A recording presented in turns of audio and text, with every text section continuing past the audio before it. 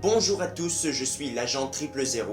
Ma mission aujourd'hui est de vous parler du 20e opus de la saga James Bond, le premier de la franchise à sortir au 21e siècle. Mesdames et messieurs, meurt un autre jour. La première mondiale se déroula à Londres le 18 novembre 2002, tandis qu'il sortait en France 2 jours plus tard. Meurt un autre jour, ou Die Another Day, marque également le 40e anniversaire de la célèbre série de films. Ah, comme le temps passe vite. En 40 ans, on a eu 5 interprètes du rôle emblématique de James Bond. Des acteurs de renom ont joué des méchants marquants, comme Donald Pleasence, Robert Shaw, Christopher Walken, Robert Davi ou encore Jonathan Pryce, et j'en passe. Il y a bien sûr eu des hauts et des bas, comme dans toute franchise, mais au moins, la saga y a survécu.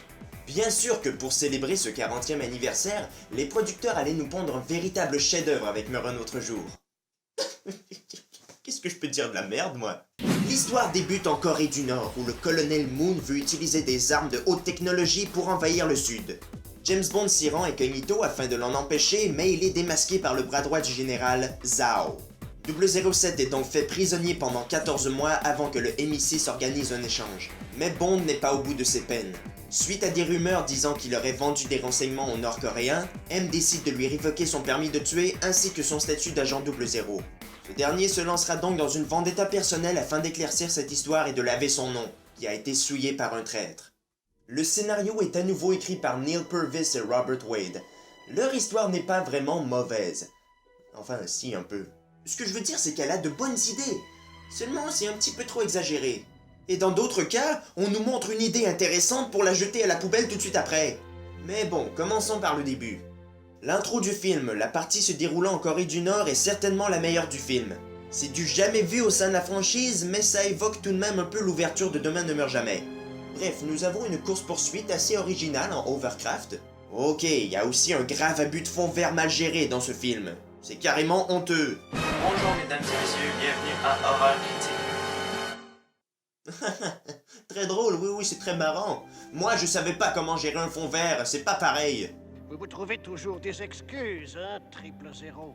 Sinon, le générique d'ouverture fait carrément partie de la narration. Il sert d'ellipse de 14 mois. Personnellement, je trouve pas ça très dérangeant. Tout ce que l'on nous montre, ce sont des scènes de torture que 007 subit lorsqu'il est prisonnier. 007 qui ressemble de plus en plus à un putain de clochard. Et c'est là que ça se gâte. Le MI6 échange donc Zhao contre Bond.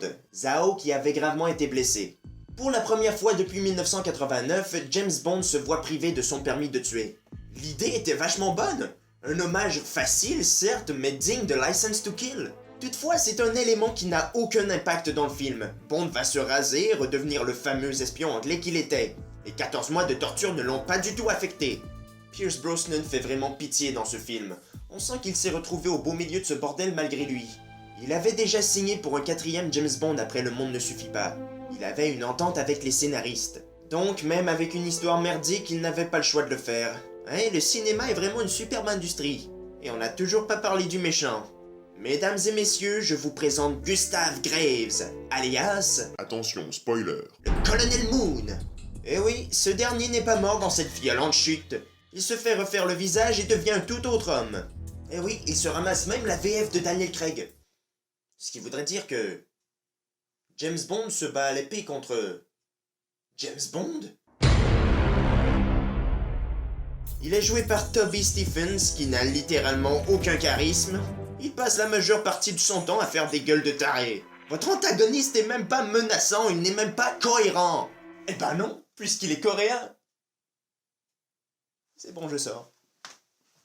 Passons désormais à la Bond Girl, interprétée par Halle Berry, Jinx. Son personnage est très fidèle à la plupart des Bond Girls de la saga. Inutile! James Bond se présente à elle comme étant un ornithologue. Je suis ornithologue. Ce qui est chouette, il s'agit d'un subtil clin d'œil assez bien pensé. En effet, à l'écriture de son roman Casino Royale, Ian Fleming a trouvé le nom de son personnage principal grâce à un livre d'ornithologie, écrit par un dénommé James Bond. Bref, revenons-en à Jinx. Elle fait son entrée à la Havane, dans ce qui est censé être un hommage à Ursula Andress dans Dr. No.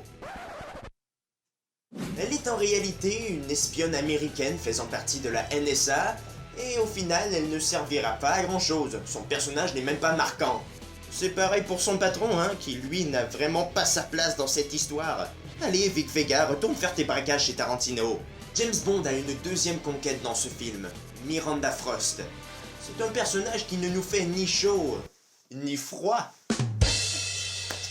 Froid, Frost. C'est bon, je sais où elle est sortie. C'est Rosamund Pike qui l'interprète. C'était d'ailleurs son tout premier rôle au grand écran. En tout cas, ce n'est certainement pas pour ce film qu'elle aurait gagné une nomination aux Oscars. Elle reste inexpressive du début à la fin, aucune émotion ne s'affiche sur son visage. C'est ce qui rendait son personnage plus ou moins attachant et passionnant dans Gone Girl, alors que là, ça le rend transparent. Comme le reste des membres du MI6 qui passent trop inaperçus. Au moins, contrairement au Monde ne suffit pas, le personnage de John Cleese, Q ne sert pas qu'uniquement de clown de service. Merci. Mais ses inventions relèvent carrément de la science-fiction rendue là. Une voiture invisible. Je regarde vraiment James Bond ou... Le reste du scénario n'est pas de très haut niveau non plus. On remarque quelques clins d'œil aux films précédents. Certains sont bien faits et d'autres non. On a un caméo de la fille de Roger Moore, des références à Dr. No, Permis de tuer, Opération Tonnerre, Goldfinger et j'en passe. Le réalisateur de Meurt un autre jour est Lee Tamahori. Le seul autre film qu'il a fait que j'ai vu, c'est À couteau tiré, que j'avais bien aimé, il me semble. Ses sources d'inspiration étaient les gros cartons de l'époque, c'est-à-dire des films d'action bourrins avec des scènes totalement démesurées par rapport à la saga d'origine.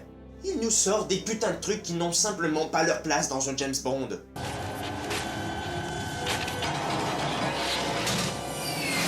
Quoi?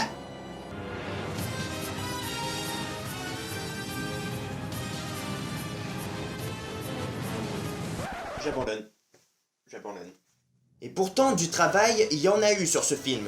Prenez le château de glace par exemple en Islande. Lee Tamahori s'est rendu là-bas simplement pour visualiser sa scène. Puis il est revenu en studio pour amorcer la construction. Le château fut véritablement construit en glace, grandeur nature, et fut terminé au bout de 6 mois. Sinon, pour la course-poursuite entre 007 et Zao, toujours en Islande, on a dû modifier des voitures pendant 3 mois, car elles n'étaient évidemment pas adaptées à ce genre de conditions. Parce que oui, la scène a véritablement été tournée en Islande avec les températures extrêmes et tout. Plusieurs Aston Martin et Jaguar ont été détruites pendant ce tournage. Quelle tristesse.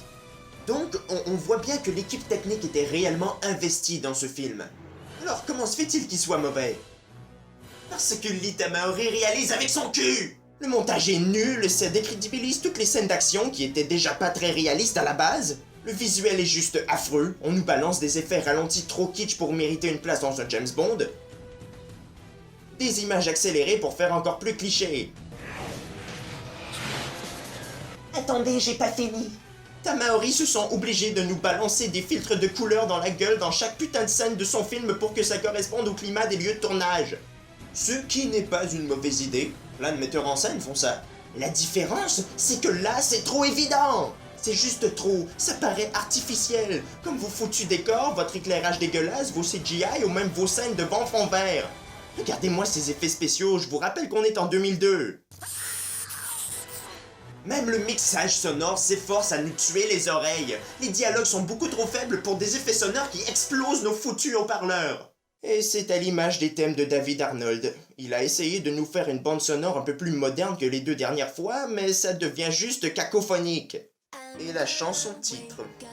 La raison principale pourquoi je ne voulais pas critiquer ce film. Die Another Day, chanté par nul autre que Madonna. Chanté, faut le dire vite. Je vous jure que l'instrumental de cette chanson va hanter vos cauchemars pour les semaines à venir.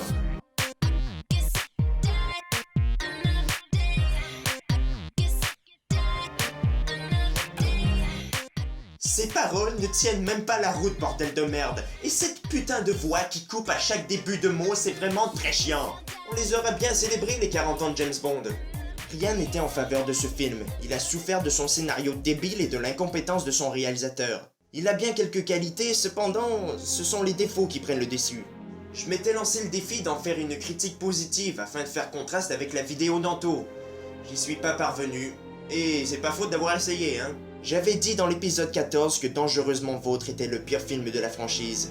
Eh bien, je ne me suis jamais autant trompé de toute ma vie. Meurt un autre jour est définitivement le pire James Bond de tous. Il a pourtant fait un carton au box-office. Rien à envier aux autres films de la saga. Malgré tout, Meurt un autre jour marqua la fin de la franchise. Pierce Brosnan ne reprit pas son rôle de James Bond, il s'est fait mettre à la porte. Et encore aujourd'hui, on le sent nostalgique de sa période 007. Il tenait vraiment à ce rôle. Il faudra attendre 4 ans avant de rebooter la saga et de voir Casino Royale au cinéma. C'est de ce film dont nous parlerons le mois prochain. Sur ce, laissez des commentaires puis abonnez-vous à la chaîne. Salut!